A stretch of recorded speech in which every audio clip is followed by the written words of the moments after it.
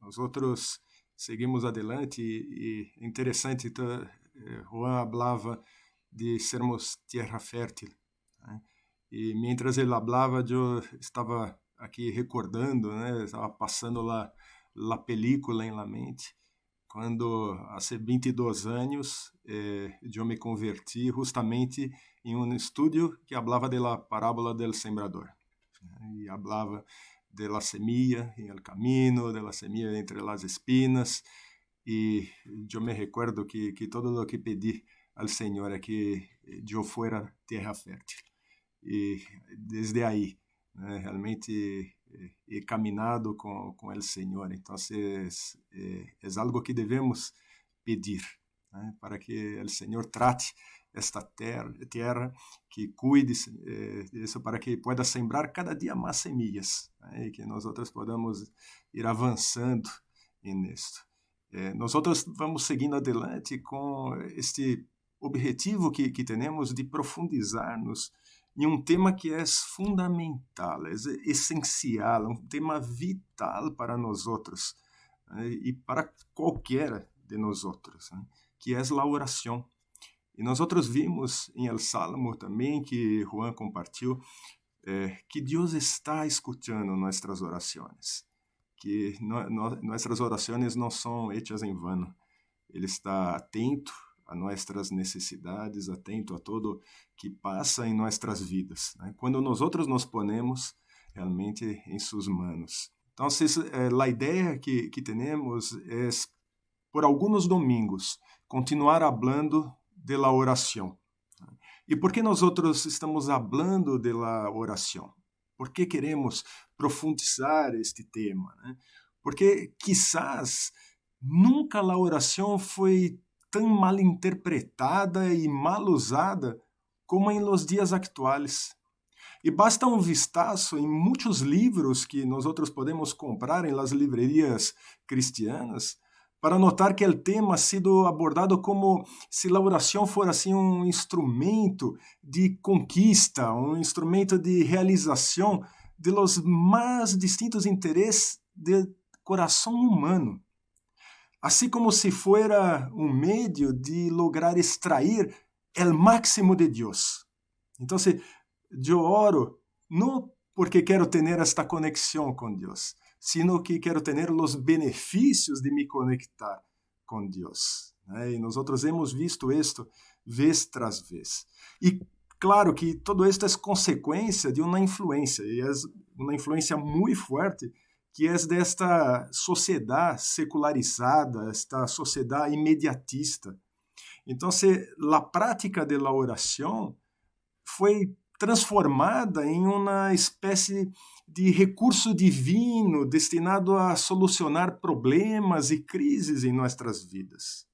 E eu não hablo que a Deus não lhe interessa em tratar de nossos conflitos, de tratar de nossas necessidades. Não há dúvida em la palavra que sim, Ele tem interesse. Sin embargo, Ele é Padre. E como tal, Ele busca para si verdadeiros adoradores, como a palavra nos mostra. Ou seja, Ele busca pessoas que se acercam a Ele não solamente por lo que Ele oferece ou pode fazer, sino que se acercam a Ele por seu amor e por este desejo de relacionar-se com os seus filhos de forma personal, de forma efetiva. E eu creio que a oração de nossa geração deveria começar como começou a oração de los primeiros discípulos, em Lucas 11, versículo 1. Um dia estava Jesus orando em certo lugar. Quando terminou, lhe dijo um de seus discípulos: Senhor, ensina-nos a orar, assim como Juan ensinou a seus discípulos. Então, esta palavra, Senhor, ensina-nos a orar, é uma confissão de inadequação, de incapacidade, que necessita ser redescoberta por nós outros, cristianos que estamos imersos em la pós-modernidade. E nesta série de mensagens, eu vou estar utilizando como base uma obra de um pastor chamado James Houston, que eu não he encontrado em espanhol, pero que me ha bendecido muito. E espero que bendiga a cada um de vocês também. E vamos estar profundizando a cada novo dia esta questão da oração. E justamente o Dr. Houston parte de uma constatação que ele hizo em sua própria vida. E ele habla que ele veía a oração como um exercício espiritual. Ou seja, algo que necessita poner-se em execução, como correr, como saltar ou como rugar. E aí necessita estar treinando, estar aí fazendo isto realmente como um exercício. E isto por anos lo hizo sentir-se inútil, sentir-se culpado, né, porque não lograva. Sempre faltava algo. Então, ele se sentia desta forma agobiado com a situação. Hasta que ele começou a perceber a verdade e uma afirmação que foi hecha por um de los chamados padres de la iglesia, Clemente de Alejandría, que dizia assim: orar es disfrutar de la presença de Deus. Então, me gostaria que nós quedáramos com esta frase em la mente. Orar es disfrutar de la presença de Deus. Porque isto lo cambia todo. Isto põe todo um novo enfoque sobre a oração, pois deixa de ser uma disciplina rigorosa para ser uma amistad. E a oração empieza a tornar-se mais uma relação que uma realização, que uma tarefa, que algo que devemos fazer. Nós vamos buscando esta relação de amistad. Pero há outro ponto que não se pode deixar ao lado. Deus nos chama a usar-nos nosso talhão de Aquiles, ou seja, nosso ponto débil, para guiar-nos em meio a nossas debilidades naturais e nossas heridas de personalidade com um blanco. E este blanco é de que, neste processo, nós nos tornemos espiritualmente fortes, que deixemos de ser débeis. Pero é um processo que vai acontecendo em nossas vidas e nós temos que passar por este processo. E quizás nós não podamos falar de habilidades em la oração, assim como também não podemos vanagloriar-nos de saber viver de forma sábia, porque todos nós estamos aprendendo em meio a nossas batalhas do dia a dia. Cada batalha nos hace aprender, nos hace exercitar a sabedoria. Deus quer nos dar sabedoria del alto para que nós podamos estar crescendo em conhecimento de Ele, em conhecimento de nós mesmos, e que nós podamos ir formando este caráter espiritual que, ao fim, vai reflejar perfeitamente a seu Hijo Jesus. Então, a oração é tanto uma questão teológica como ética, porque ela involucra tanto o pensar como o hacer. E ela é assim como profundamente guiada por aquilo que nós creemos e por como nós nos comportamos.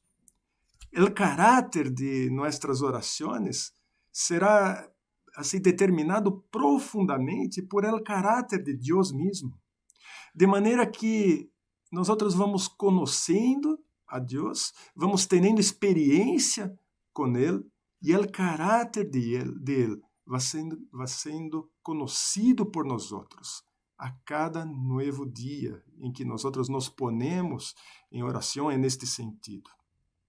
Então, isto é extremadamente importante em um mundo como de nós hoje dia, que habla tanto de espiritualidade, de meditação.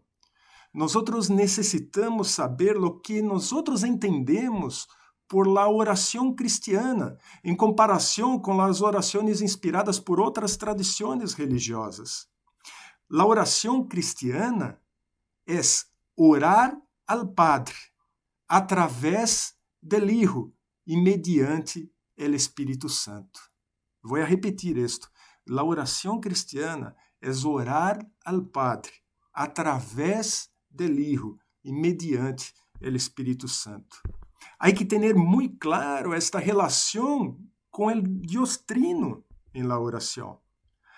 E a oração também é guiada por la vida correta, assim como el pensar de forma correta. Ou seja, a verdadeira oração significa comportar-se de uma maneira digna de la presença de Deus em nossas vidas. De hecho, a oração expressa algo del caráter de Deus. Por exemplo, a Bíblia afirma que Deus é amor.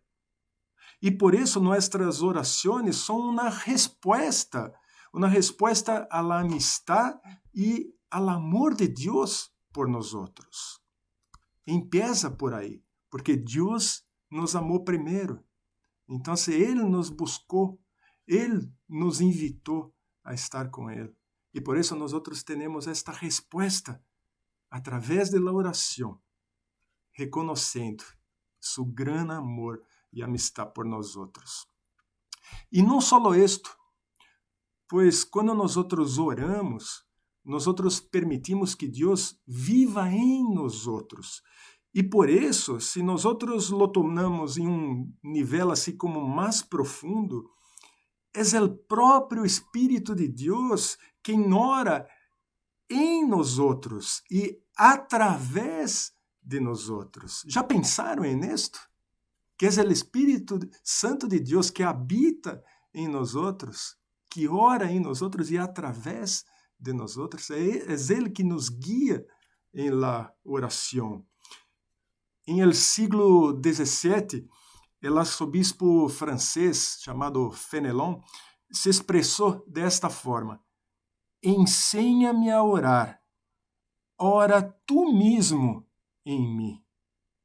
Queridos, se nós experimentamos orar assim, de esta maneira e de forma regular, isto transformará nossas vidas.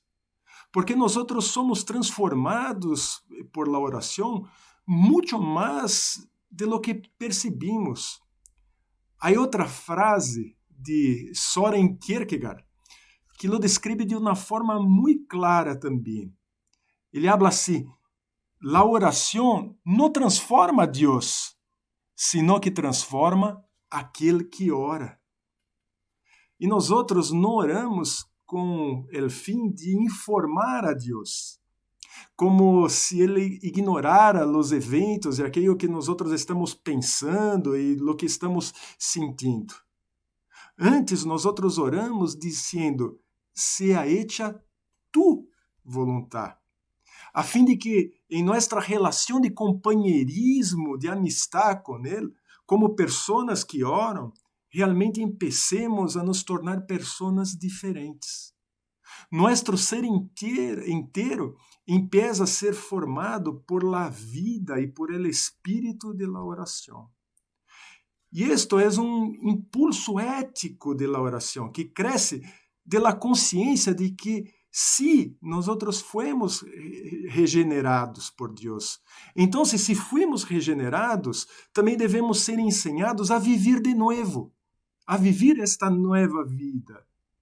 E aí, cada de nós, em la calidade de uma nova persona, se encontra em processo de ver transformada sua antiga personalidade, seu antigo temperamento, para ir tornando-se a espécie de persona que Deus sempre planificou que fuera. Há uma relação muito íntima entre nossa necessidade de relações humanas mais ricas, que tenham mais sentido, e nossa maior intimidade com Deus. As coisas estão muito conectadas, pois cada uma destas dimensões reforça a outra. Ou seja, nossa relação com Deus e nossa relação com outras pessoas são afetadas mutuamente, pois nós nos movemos nesta dimensão horizontal com nossos pares, e em la vertical com nosso Senhor. e de la vertical para la horizontal, em uma constante interação de amistad, de oração e amistad. Nós vamos fluyendo entre estas coisas. Marcos capítulo 12, versículos 30 e 31. Ama al Senhor tu Deus com todo tu coração, com toda tu alma, com toda tu mente e com todas tus fuerzas. E el segundo es, ama a tu prójimo como a ti mesmo. Não há outro mandamento mais importante que estes. Então, queridos, aí está claro por estes dois mandamentos que a palavra habla que não há outros mandamentos mais importantes. La dimensão vertical, ama a tu Deus com todo tu coração, com toda tu alma, com toda tu mente e com todas tus forças, com todo. Não sobrou nada afuera. Amar a Deus com todo de si. E ama tu prójimo como a ti mesmo. E mira que nós somos seres egoístas, egocentristas. Então, se nós amamos ao prójimo como a nós mesmos, isto é uma paradoxa, que vai impulsar, vai nos levar a novo nível, porque nós vamos amar de uma maneira impressionante. Pero temos que estar recebendo também o amor de Deus, senão não logramos hacerlo acá, nesta dimensão horizontal. E se para nós é difícil manter relações duradeiras com nossos semelhantes, nós tendremos muito mais dificuldade em relacionar-nos de uma forma profunda com um Deus que nós não podemos ver. Se nós com quem podemos ver, podemos tocar, não nos relacionamos bem, como vamos nos relacionar com um Deus que não vemos? Ou, se nós vemos esta situação desde um outro ângulo, queda claro que nós nunca poderemos declarar que temos uma relação cálida com Deus em oração se nossas relações com as outras pessoas não estão bem. Então, uma coisa afeta a outra, porque o amor tem que estar fluindo, não pode parar de fluir. E hoje dia, tristemente, muitas pessoas estão sem amigos e estão sem Deus. E as heridas quase sempre são frutos de relações pobres, de relações inadequadas.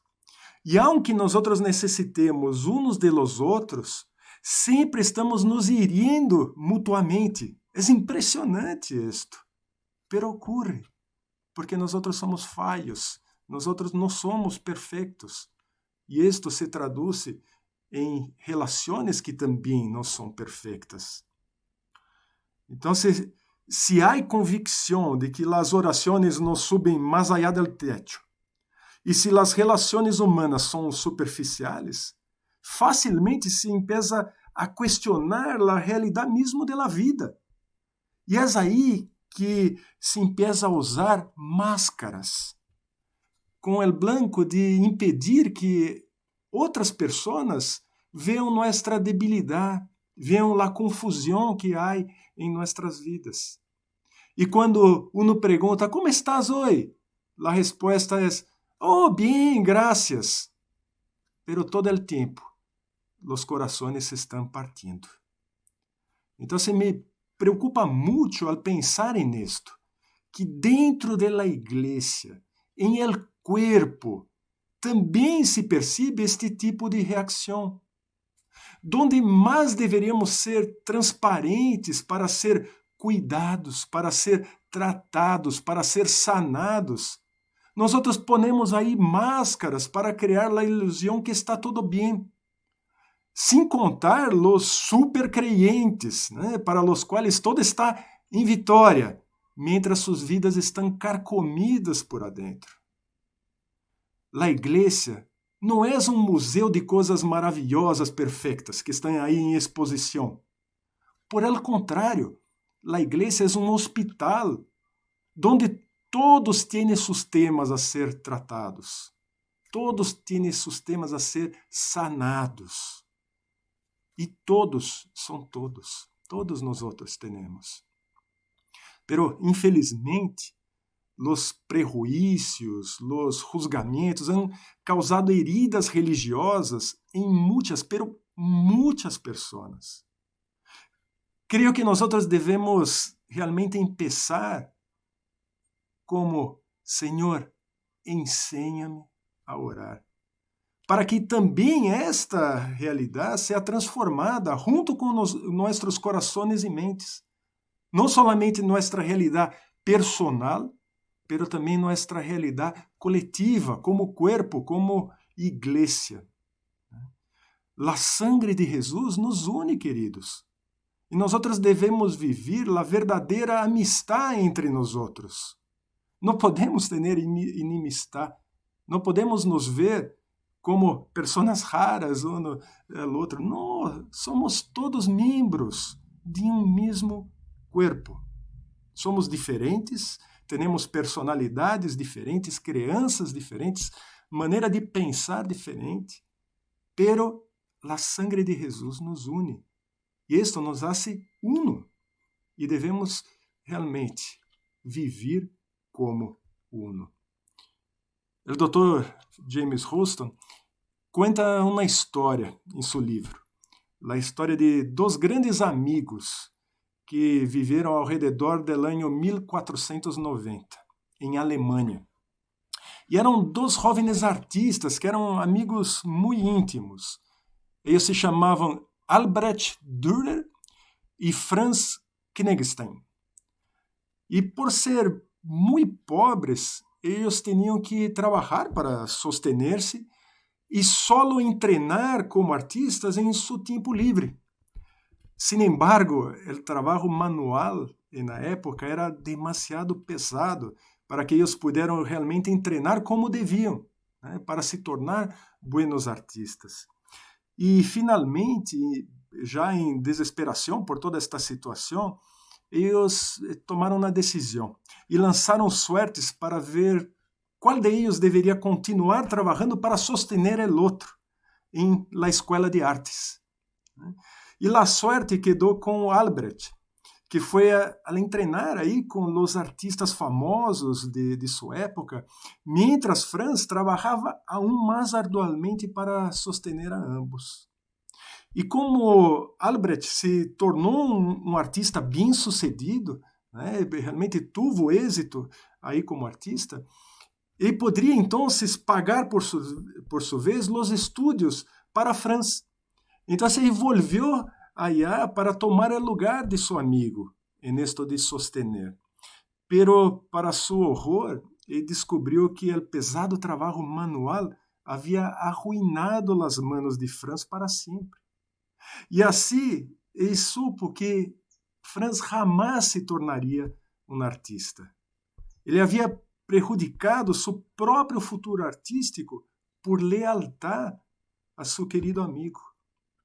E um dia, Albrecht encontrou a Franz em rodillas, com suas manos puestas em atitude de oração. Manos ásperas, manos sofridas. Sin embargo, manos oferecidas a Deus em um sacrifício amoroso. E ao vê-lo, ele se apressurou em captar em papel aquele momento e produjo aí um verdadeiro símbolo do significado da oração. E creio que a maioria de nós já lo ha visto em alguma parte, sem saber a história por detrás del gravado. Eu vou poner acá em la pantalla. Desde entonces, desde que ele hizo esta figura, a oração intercessora, simbolizada por este gravado, nos hace recordar que a oração e a amistad caminham juntas, caminham de la mano. E a persona a quem nós oramos tuvo suas manos transpassadas por los clavos em nuestro favor. E se esto não é a maior prova de amor e amistad, então não sei o que seria. Eu creio que nossa geração necessita despertar para este outro lado da oração, que foi quase olvidado. A oração não é só um instrumento de transformação de realidades, pero é como uma amistad transformadora de nosso próprio caráter. Que nós podamos encontrar este caminho para ajudar-nos a descobrir a oração como a experiência de uma amistad intensa, personal e íntima, que com toda a certeza transformará radicalmente nossa vida. Amém? Nós em los próximos domingos vamos estar aí a recorrer este caminho juntos. E por isso haremos cultos em vivo, para continuar realmente fazendo-lo juntos. Não te quedes afuera. Participa. Eu creio que Deus tem grandes coisas preparadas para nossa comunidade. Pode escutar um amém? Sei que estão com os micrófonos cerrados, pero amém, puedo pastor. ver. Amém. Amém. Amém. Amém. Amém. Deus tem grandes coisas, né? E quer que nós realmente estemos íntimos com Ele, que nós profundicemos esta amistad, né? Que não veamos mais a Deus como o gênio de la lâmpada, né? Que realiza desejos, que realiza coisas que necessitamos, sino que busquemos a amistad com Ele através da oração. As outras coisas vienen, são consequência, pero devemos buscar a Deus, não as coisas. Devemos buscar a Deus, não a solução para as coisas, porque quando buscamos a Deus, a sabedoria nos invade e nós podemos ter sabedoria para aplicar em la solução de las coisas. Ele nos dá o que nós não podemos alcançar, pero devemos buscá-lo, primeiro de todo o coração, e buscar esta amistad. Amém?